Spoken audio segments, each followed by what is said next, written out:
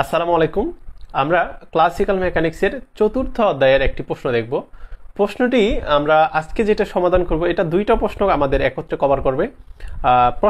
প্রথম প্রশ্ন যেটা কভার করবে সেটা হচ্ছে বলবে যে দেখাও যে T equals to 1/2 omega dot L. ঠিক আছে, আমাদের জাস্ট এতটুকু দেখাতে বলতে পারে, পরীক্ষায় বলতে পারে যে দেখাও যে এতটুকু।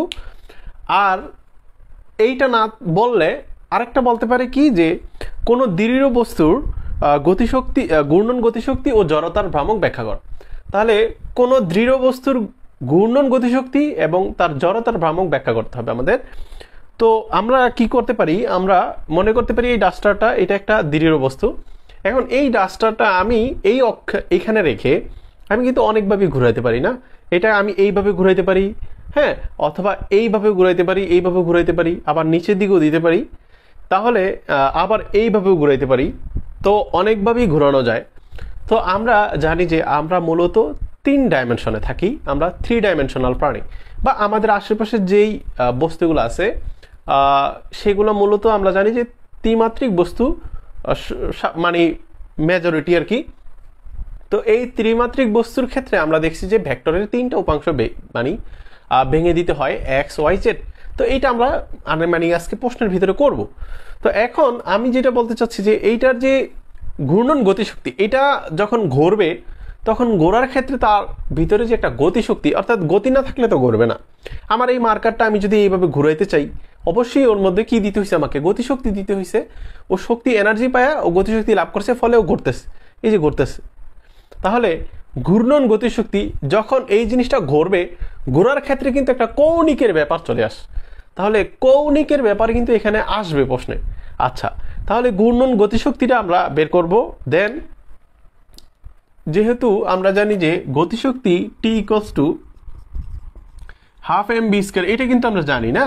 এখন এই এমটা তো আমাদের বস্তুর ভর, এটা কোনো বিষয় না। আমাদের লাস্টে যে ভিটা, এটা হচ্ছে রৈখিক বেগ, এটা হচ্ছে রৈখিক বেগ। তো রৈখিক বেগের ক্ষেত্রে গতিশক্তির সমীকরণ এই রকম হয়, কিন্তু আমাদের প্রমাণ করতে বলতেছে যে এইরকম। তাহলে এইটাও কিন্তু একটা গতিশক্তি নির্দেশ করতেছে টি। কিন্তু আমরা আগেই বলতেছি যে এখানে যেহেতু কৌণিকের ব্যাপার আছে, কৌণিক ব্যাপার থাকার কারণে এবং তার কি আছে, জড়তার ভ্রামকও আছে, সেইটা থাকার কারণে আমাদের ওমেগা আসতেছে, এল আসতেছে, অনেক কিছুই আসতেছে। ওকে, যেহেতু কৌণিকের ব্যাপারটা এখানে যুক্ত। আর একটা দৃঢ় বস্তু সে কিন্তু তার অক্ষ 3 দিকে থাকতে পারে, এক্স ওয়াই জেড। এই জন্য এইটার সমীকরণ যখন আমরা নিচের দিকে আরো একটু এক্সপান্ড করব, তখন দেখবেন যে ভেক্টরটা 3 দিকে আমি কিভাবে নিতেছি। তো যাই হোক, ওগুলা এখন ভাইয়া কি বলতেছি, এত কষ্ট করে ভাবার কিছু নেই। আমি যখন করাবো তখন এটা পানির মতো সোজা হয়ে যাবে। এখন আমি যেটা বলতেছি যে আমরা এইটা প্রথমে কিভাবে লিখব, আপনারা চাইলে এই চিত্রটা প্রথমে লিখতে পারেন।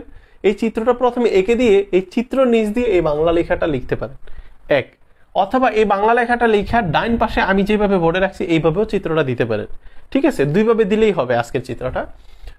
আচ্ছা, এখন আমরা তো দিলাম, তো দেখি আমরা এই চিত্রের জন্য এই ব্যাখ্যায় কি রাখছি। মনে করি একটি দৃঢ় বস্তু কোনো স্থির বিন্দু, এটা তো একটা দৃঢ় বস্তু, স্থির বিন্দুটা আমি দেই নাই, এই যে স্থির বিন্দু 0। আচ্ছা, তাহলে এইটা, এই যে আমি এরকম একটা মানে এটা কি আসলে আলুর মতোই বলা যায়, যে এই যে একটা মানে বস্তু আমি যেটা আঁকছি, এটা একটা দৃঢ় বস্তু। এটা এখানে 2 ডাইমেনশনাল দেখা যাচ্ছে কারণ এটা একটা বোর্ড, হোয়াইট বোর্ড। এটা একটা দৃঢ় বস্তু। আপনি মনে করতে পারেন যে একটা ইটের কণা বা একটা পাথর জাতীয় কিছু, যেটা আর কি একবারে সুষম গোলাকার নয়, তবে গোলের কাছাকাছি আর কি।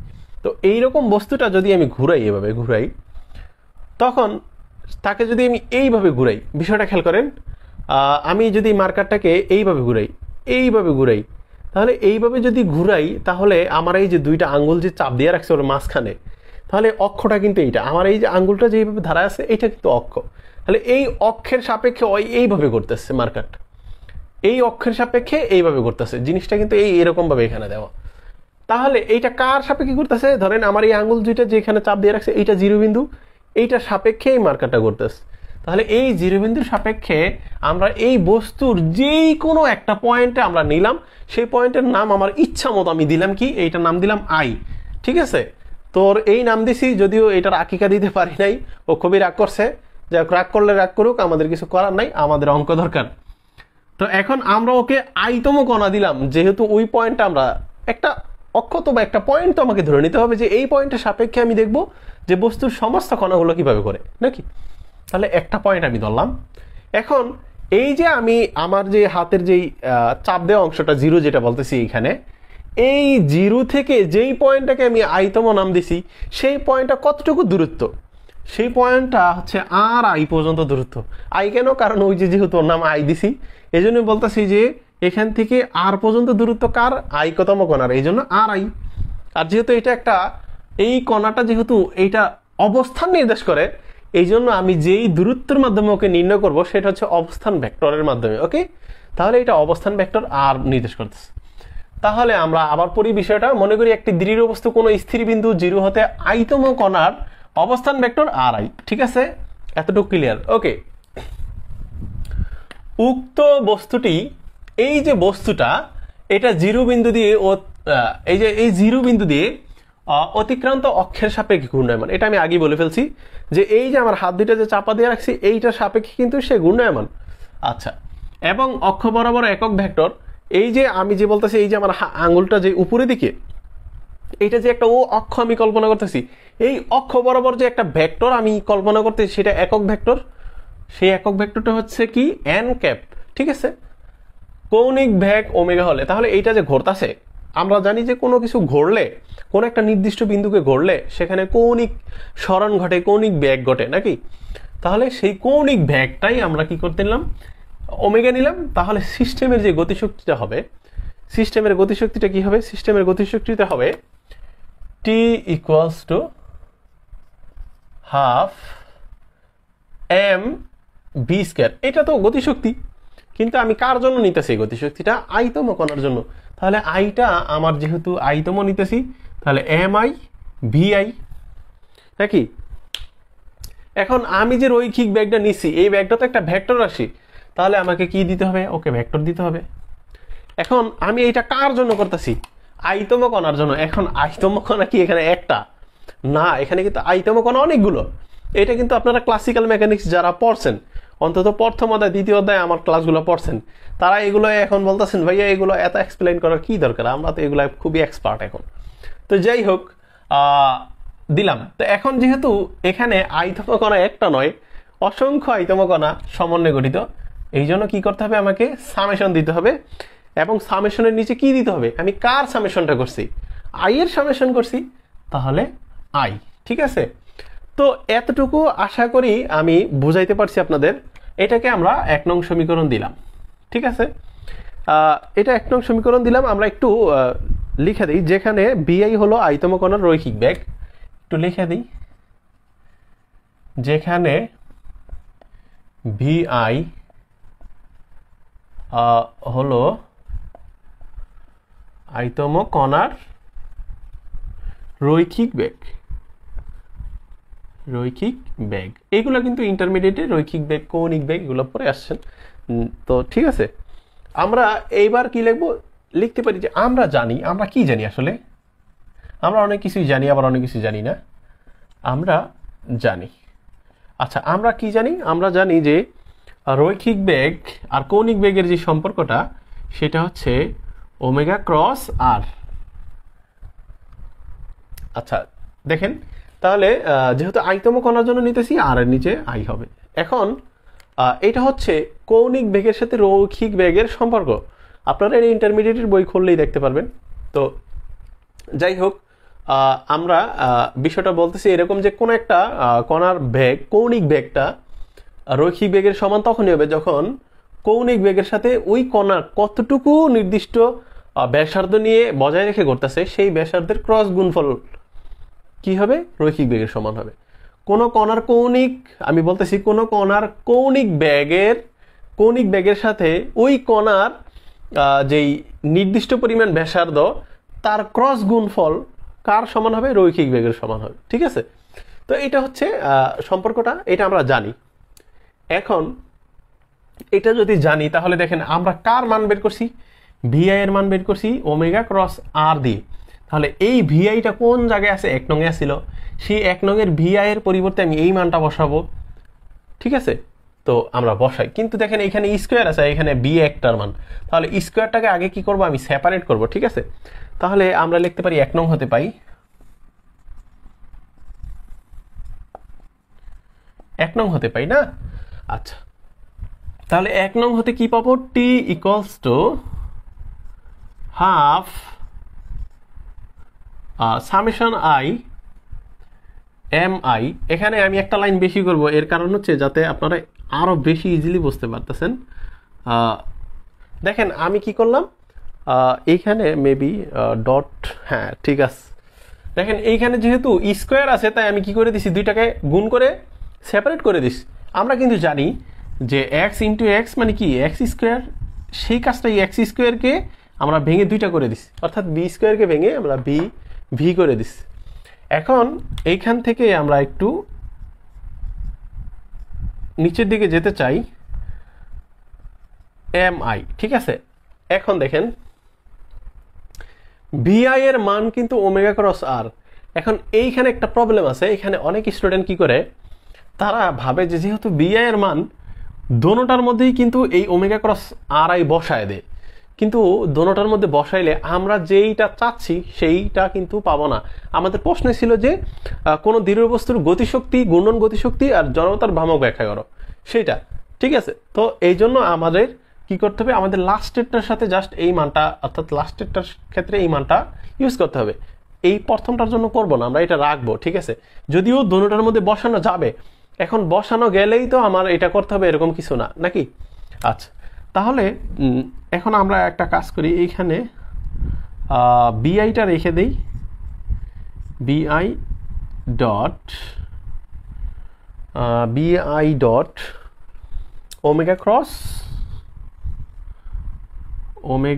Cross R I. ঠিক আছে, তো এতটুকু আমরা করে দিলাম। এখন যেই সূত্রটা আমি এখন লিখব মানে করব সেটা হচ্ছে এরকম, half summation I M I. দেখেন এইখানে আমি একটা নতুন কাজ করব, এই লাইনটা থেকে কি কাজটা করব, এইটা হচ্ছে ওমেগাটাকে আমি বের করলাম, ডট দিলাম, আবার ফার্স্ট ব্র্যাকেট দিয়ে আর আইটাকে সামনে নিলাম, ক্রস বিআইটাকে পিছনে নিয়ে সেম কাজই করে দিলাম, জাস্ট ওমেগাটাকে বাইরে নিলাম আর বিআইটাকে পিছনে দিলাম। এইটা কিভাবে করতে পারলাম, এইটা করার একটা নিয়ম আছে, সেই নিয়মটা আমি এই পাশে লিখে দিতেছি। নিয়মটা হচ্ছে এরকম, যেহেতু আমরা লিখে দিব এখানে, যেহেতু A dot B cross C equals to B dot C cross A, এটা হচ্ছে একটা ভেক্টরের ক্রস গুণফলের সাথে ডট গুণফলের একটা রিলেশন আর কি। হ্যাঁ, এটা একটা ভেক্টরের সূত্র মনে করতে পারেন। এই সূত্রটাই ইউজ করে আমরা এই লাইনটা করছি। তো আপনারা যেহেতু দিয়ে এই লাইনটা দিয়ে দিতে পারেন। দেখেন এটাকে সামনে আসছিল, আমি বিটাকে বার করছি, কিন্তু তাহলে এইটা ওই যে পিছনে যাবে বস, এই জন্য এই ভিআইটা পিছনে যাবে বস। ঠিক আছে, এটা ভেক্টরের রুলস অনুযায়ী হয়েছে। তো এতটুকু করার পর আমাদের অঙ্ক এখন প্রায় সহজ হয়ে গেছে। আমরা ওমেগাটা বের করে নিব, দেন আমাদের যেই মানটা থাকবে তার জন্য আমরা এল বসায় দিতে পারবো। ঠিক আছে, তো আমি এখন একটু এইখানে, আচ্ছা চিত্র আর আমার দরকার নেই, আমি এইটুক জায়গা দরকার আমার। এখন যে কাজটা করব, এখান থেকে হাফ ওমেগাটাকে আমি বাইরে নেব, কার, সামেশনের। কারণ সামেশন বাইরে কেন নিতে পারবো, এখানে একটা প্রশ্ন আছে। সামেশন কিন্তু আই এর সাথে রিলেটেড, তাহলে এইখানে সামেশন মানে কি আই, আপনি আই এর মান 1 2 3 4 যা বসান সবার সাথে বসবে, কিন্তু ওমেগার সাথে তো আর বসবে না। এই জন্য ওমেগাকে সামেশনের ভিতরে রাখলেও যা, না রাখলেও তা একই বিষয়। তো এই জন্য আমরা ওমেগাকে বাহিরেই রাখতে পারি। ঠিক আছে, আর বাকি যেটা আছে সেটাকে থার্ড ব্র্যাকেট দিয়ে সামেশন আই এম আই ছিল, পরে এই অংশটুকু আর আই ক্রস বি আই করে দিলাম। এটুকু করে দিলাম, ঠিক আছে, এটুকু করা যায় কিন্তু। এখন আচ্ছা এখানে একটা ডট ডট ছিল কিন্তু দেখতেছি একটু ডটটা এম এর সাথে, হ্যাঁ ঠিক আছে, ওকে হ্যাঁ এই যে ডটটা ছিল, তো ডটটা তো ওমেগাটা নিয়ে নিলে তো জাস্ট ডটটা থেকে যায়, হ্যাঁ ডটটা ছিল। তো এতটুকু কিন্তু আমরা লিখতে পারি। এইবার আমরা কি করব, এই অংশটুকুকে আমরা লিখতে পারি যে হাফ ওমেগা যা আছে তা, এই এই ব্র্যাকেটের ভিতরে যে অংশটুকু আছে এইটা হচ্ছে আমাদের এল এর মান, কার মান, এল। এই অংশটুকুকে আমরা এল কি, যেহেতু ভিতরে ডট আছে তাই ডট দিয়ে দিতে পারলাম। তাহলে আমাদের কিন্তু অনেক সময় বলে যে সুতরাং টি সমান সমান এত, এটা কিন্তু প্রমাণিত। হ্যাঁ, যদি এতটুকু চাই, হ্যাঁ এইটুকুর মান কিন্তু এল এর সমান। এখন আমাদের এতটুকু চাইলে আমরা এখানে প্রমাণ লিখে দেব। কিন্তু আমাদের যদি বলে যে ঘূর্ণন গতিশক্তি ও জড়তার ভ্রামক ব্যাখ্যা করো, তখন কিন্তু এখানে অ্যান্সার না, তখন আমাদের আরেকটু করতে হবে, সেটাই আমরা এখন করব। ওইটা আমি দেখাচ্ছি কি করতে হয়। তো এখন এখান থেকে আমাদের আরো শুরু হবে এক্স।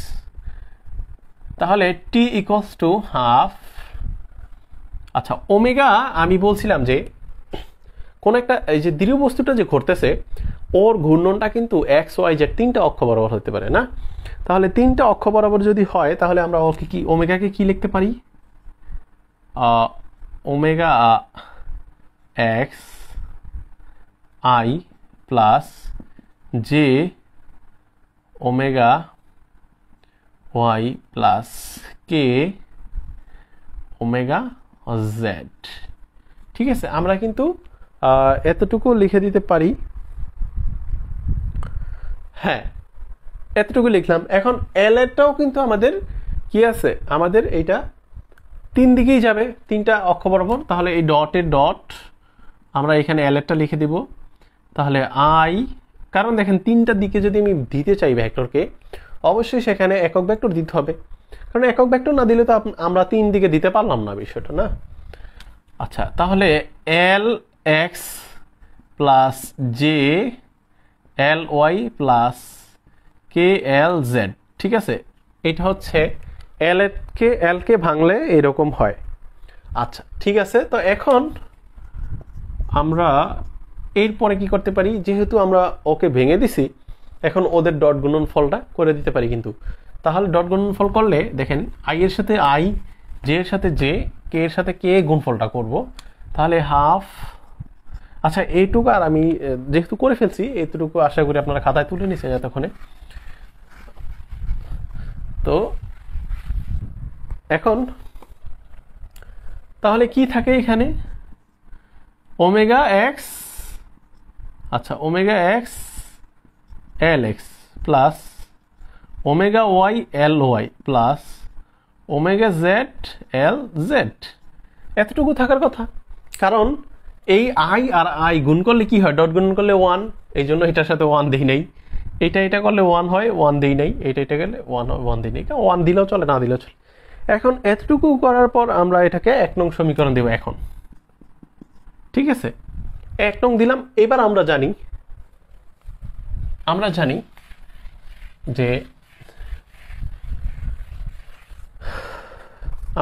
যে এল ইকুয়ালস টু আই ওমেগা। এখন আমরা জানি, মানে এই লাইনের পর থেকে লিখতে হবে। আচ্ছা এখানে যেহেতু জায়গা আছে আমি এখান থেকে লিখে দিই, লিখে যে আমরা জানি এল ইকুয়ালস টু আই ওমেগা। দেখেন এইখানে কিন্তু এখন কিন্তু এল এর মাথায় কিন্তু আর কোনো কি নাই, ভেক্টর রাশি আসে, মানে ভেক্টর চিহ্ন আর আসেনি। তো এই জন্য এল এখানে ভেক্টর দেওয়া হয়নি। এল ইকুয়ালস টু আই ওমেগা, এটা কিন্তু সূত্র কৌণিক জড়তার ভ্রামকের সাথে আর কি, জড়তার ভ্রামকের সূত্র এটা, ঠিক আছে, কৌণিকের ক্ষেত্রে।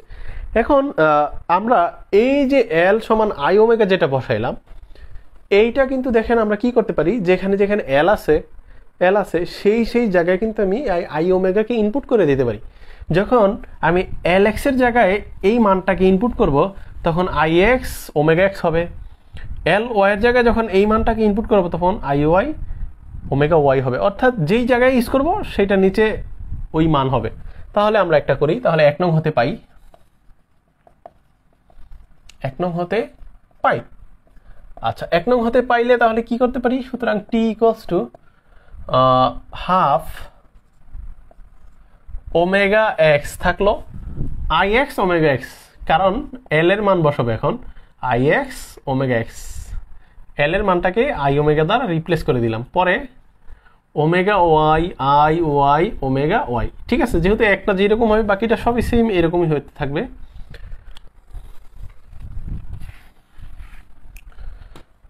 এখন তাহলে omega Z I Z omega Z.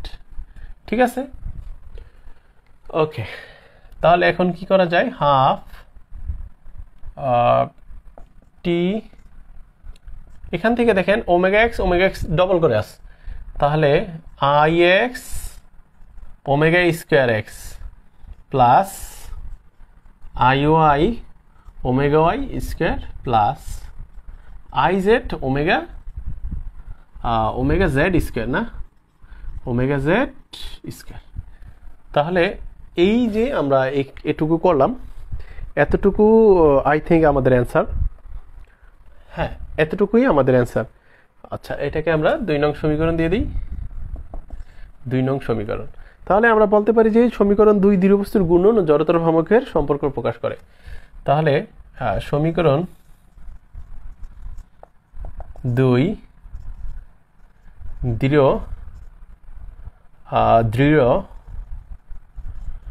বস্তুর ঘূর্ণন গতিশক্তি ও জড়তার ভ্রামকের সম্পর্ক নির্দেশ করে, এইটুকুই আর কি। তো আমাদের অ্যান্সার কিন্তু এতটুকু ছিল। আমি আশা করব আপনারা আজকের ক্লাসটি খুব সুন্দর করে বুঝতে পারছেন। তো আপনারা এটা কয়েকবার প্র্যাকটিস করলেই আশা করি পরীক্ষার জন্য লিখতে পারবেন। তো সবাই ভালো থাকেন, সুস্থ থাকেন, পরবর্তীতে আপনাদের সাথে দেখা হবে। আল্লাহ হাফেজ।